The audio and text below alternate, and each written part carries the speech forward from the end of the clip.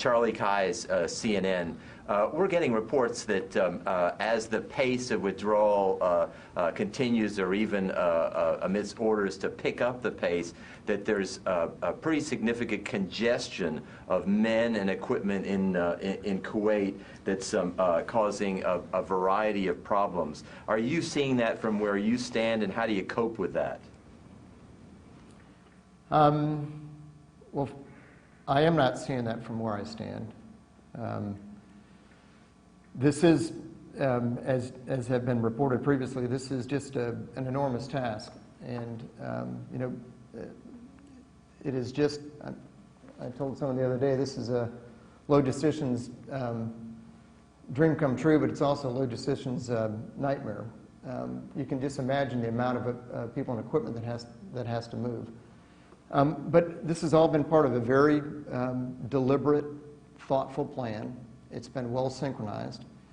As you can imagine, we have our own equipment that we can move by its own means, and then we've had to cycle trucks from Kuwait to pick up equipment and move it. We've also used different types of airlift assets, both U.S. Army aviation helicopters and U.S. Air Force cargo airplanes. Most all of that, although not exclusively all of it, some has gone directly from Iraq back to the United States. But a lot of the equipment has gone into Kuwait and has been processed there for onward movement back to the United States, or for processing to maintain its stocks there. It's been an incredible effort. All the reports I've gotten, we've had our logistics operations cell down at Camp Virginia for over a month. The efforts has been anticipated, and I haven't heard any reports that things are backed up down in Kuwait.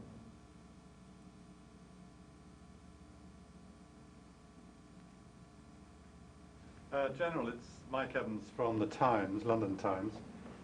Can I ask you, you and some of your colleagues who've spoken to us in the past have mentioned that Iraq is still a dangerous place. The word is dangerous that you use. As a military man, now about to leave Iraq, do you feel comfortable that the United States has, as it were, completed mission accomplished, or do you feel that you're leaving at a time when there are still work to be done?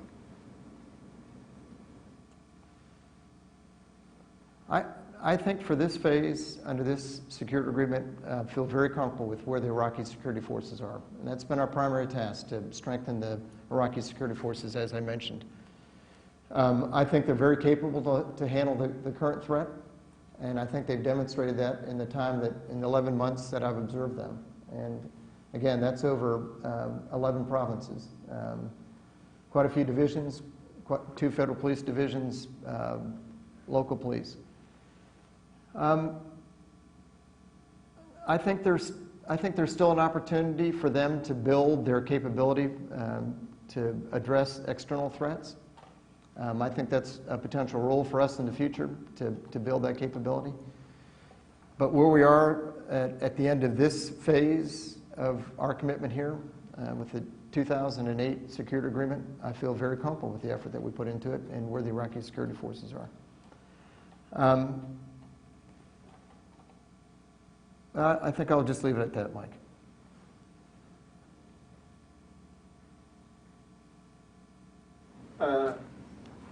Hi, sir. This is Joe Tabit with Al Hurra.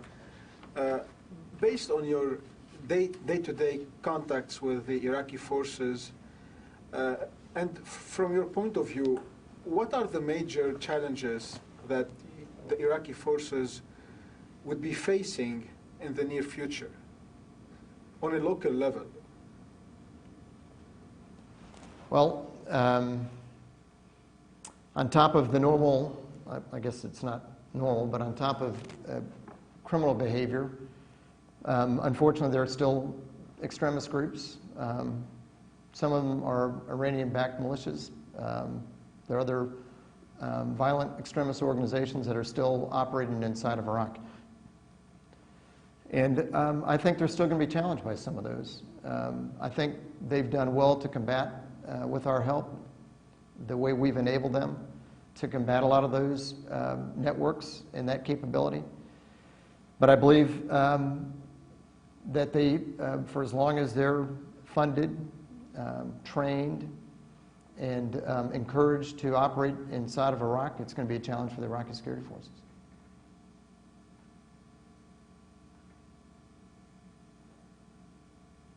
This is Joe Tabbitt again. When you talk about extremist groups, would you consider the Southern movement as one of those extremist groups? And do you think the Southern movement is a threat for Iraq's security? Joe, unfortunately, I'm not familiar with the Southern movement group.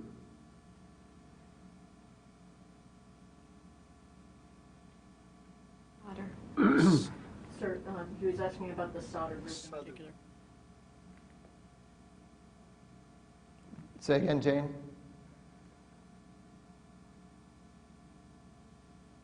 The Sauder group versus Southern, Sauders. Sauder, excuse me. The three Iranian-backed militias that we've been dealing with the last year have been Asab al-Haq, Katib Hezbollah, and the Present-Day Brigade. All three of them still have capability, we believe. All of them, to one degree or the other, receive outside support. And all of them still exist as a capability that the Iraqi security forces have to deal with.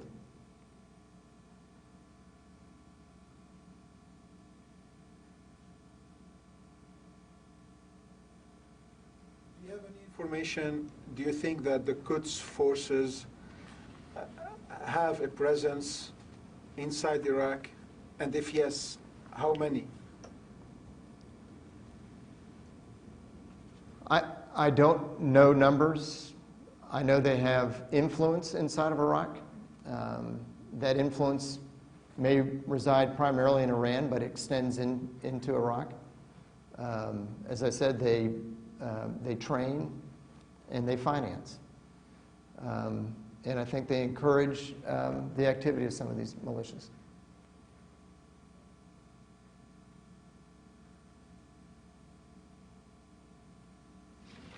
General, it's Lou Martinez of ABC News. If I could ask you to clarify the 16,000 number that you provided earlier, is that a reference to all of USFI? I only asked because earlier this week in Hill testimony they were saying 24,000.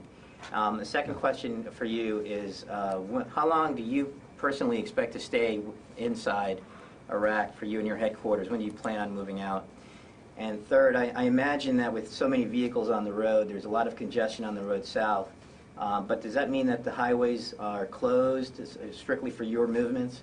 And is that impacting the Iraqi transportation system? Okay. First, 24,000 is the total USFI number. Less than 16,000 are the numbers under my command, are the soldiers, sailors, airmen, marine, and excuse me, under my command in the United States Division Center. So 24 is right, and those numbers, the less than 16,000, are those just assigned to the United States Division Center. When does my headquarters leave? My headquarters leaves when I'm told I can leave. I know that will be before the 31st of December. We have the responsibility to command and control the last movements out, and I was originally doing that from the Victory Base Complex at Camp Liberty, and now I'm primarily, although I have a small tactical operations center there, I'm primarily operating out of Tilleel down in Camp Adder. I believe that we'll have most of USDC forces out well before Christmas, and as soon as those forces are out, then we'll be given the go-ahead to redeploy. And on the highways, it's a lot of things moving on the highways, but it has never congested the highways. That even includes going through Baghdad province when we're moving the forces from the north through the center to the south. We pick different times so that we avoid congestion.